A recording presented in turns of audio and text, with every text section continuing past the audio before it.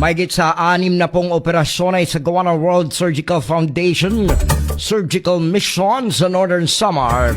Magdedetalye ang ating correspondent at large, Miriam Lola Timan. Pasok!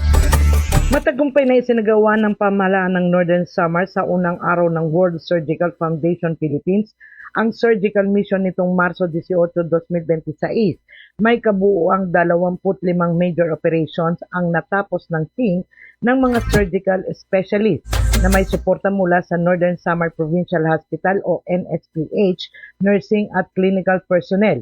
Ang mga kasong ito na inuri bilang mas komplikadong mga pamamaraan ay nangangailangan ng hindi bababa sa 2 araw ng confinement at close post-operatives monitoring.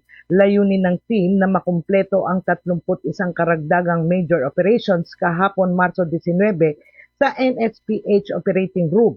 Para sa mga minor cases na kaso, 35 na operasyon ang matagumpay na naisagawa. Humigit kumulang 62 pang minor procedures na pamamaraan ang target na makumpleto ng araw na yon, habang ang ilang mga pasyente ay pinayuhan na sumailalim sa hindi bababa sa 1 araw na confinement. Karamihan ay na-clear para sa paglabas na may mga tagubilin para sa mga follow-up na konsultasyon alinman sa NSPH o sa kanilang pinakamalapit na rural health unit.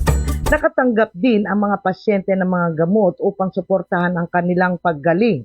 Ang surgical mission ay kasalukuyang puspusan kasama ang mga surgeon mula sa World Surgical Foundation Philippines na magpapatuloy sa pangangalaga at pagsubaybay sa pasyente. Ang team ay nanatili hanggang kahapon upang magsagawa ng mga pag-rounds at matiyak ang maayos na paggaling sa lahat ng mga naoperahang pasyente. Inaasahan aalis sila ng probinsya ngayong weekend na may Thanksgiving gatherings na idaraos ng pamahalaang panlalawigan bago ang kanilang pag-alis. Yan ang ratsadas ng Buena Manong Balita mula sa Calbayog City. Ako si Miriam Timan, nag-uulat sa Infinite Radio 24 Iba. Basta balita sa Infinite Radio, walang kawala. Iba!